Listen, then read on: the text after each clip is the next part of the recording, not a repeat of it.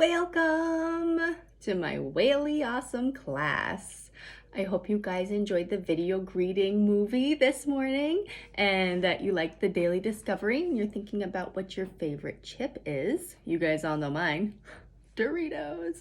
So don't forget to include that in your answer in the email, and tomorrow I'll make it part of the video greeting. Okay, let's get to business. You guys watched a video clip on what a plot diagram is. There's a funny song. And then you listened to a read aloud of the story Beekle's Adventures, or The Adventures of Beekle, the Unimaginary Friend. So I'm going to model for you how we do a plot diagram so that you can then show me what you know about answering questions about a plot diagram when you either pick the short little movie that I've included for you, or you pick your own story at home and tell me the plot of that story. All right, before we get started, let's go over what your objective is for the day. So I chose, I can read and understand grade level stories, plays, and poetry by the end of the year.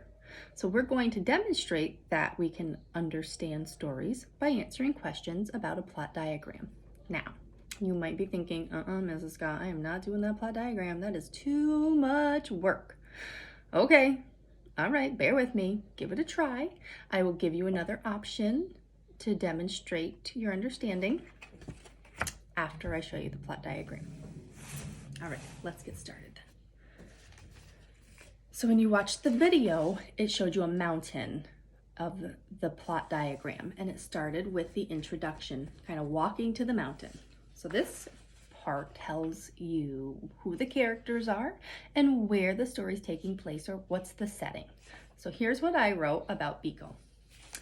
Beekle was born on an island for imaginary friends. When children imagine them, they go to them.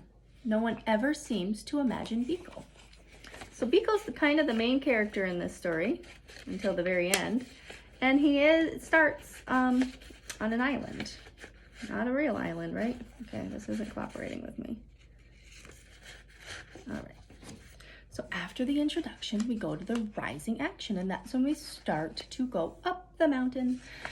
And this is where we find out what's the character's problem, or what is the character's conflict. In this story, it's a little bit tricky because it doesn't really seem like there's any big problem where you're like, aha, there it is. But it's there. I said Beekle takes himself to the real world to find a friend, but Beekle finds no one. So Beekle gets tired of waiting. He's not going to wait to be imagined. He's going to go find a friend. So I might think he's feeling lonely. Then when we get to the top of the mountain, or the summit, if you've climbed Mount Joe, if you're in 4th or 5th grade, sorry, Jevin, next year, but maybe you have climbed a mountain, Jevin. Then you're at the very top of the mountain. And this is called the climax.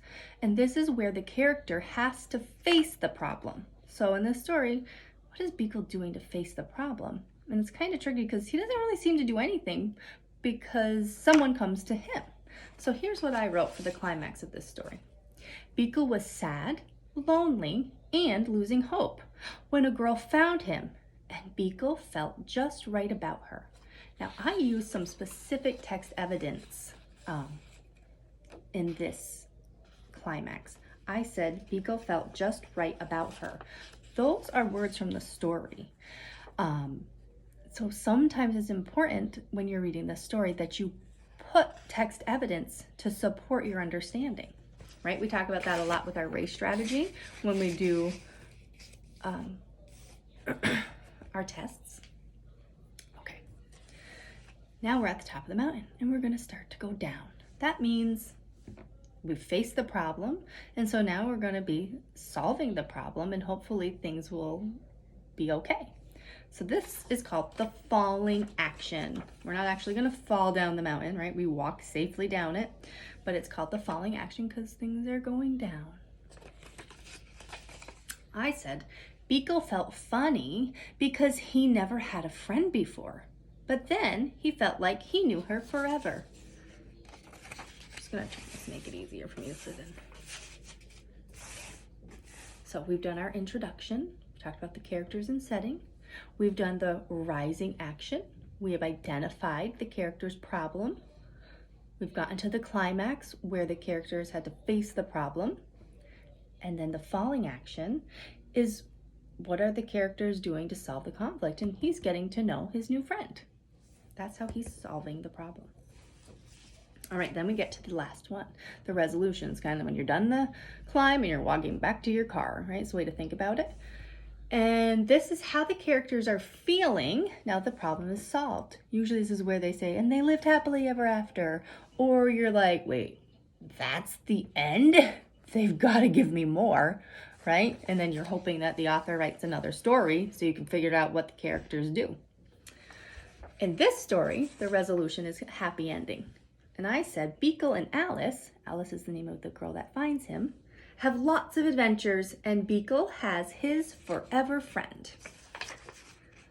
So if I were answering the email questions about Beekle, these would be the sentences that I would write, and then I would send to Mrs. Scott, me, to review it and see what she writes me back.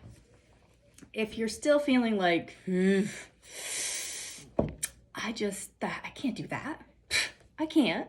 Okay, I know you can, all right? But I'm going to scale it back for you today. I'm going to give you another option. We've been home for a few weeks. So another option you have is you can just tell me the sequence of the story. You can tell me the beginning, the middle, and the end, okay?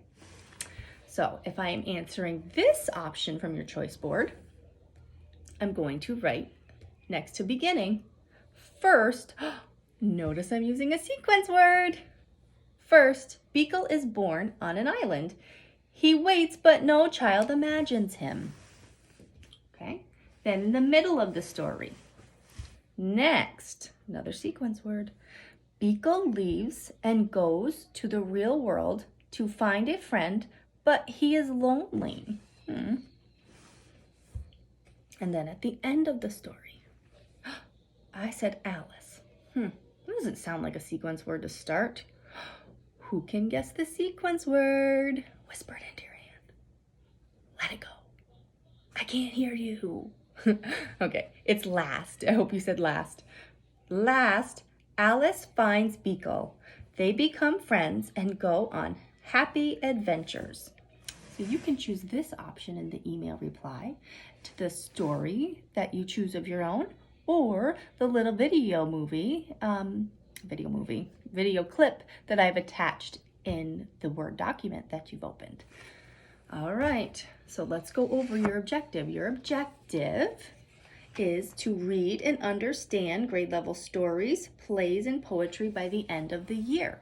So this is the objective we're working on today, and you're going to show me that you know what's going on in the story by telling me the sequence of the story using your sequence words, or taking on the challenge, which I really hope to see you guys do.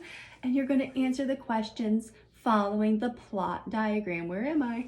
Oh, hey. Okay. After you submit this, your independent practice is to go on Raz Kids and go to the assignment section, and I will have assigned you something to do there, okay? If you have any questions, I want you to email me and ask me, because that is what I'm here for. Don't forget to tell me what your favorite chip is. I'm going to include that in the video greeting tomorrow. I'm going to take a little survey of everybody. All right, nice job, you guys. I'm really proud of you, and I miss you all very much. Bye.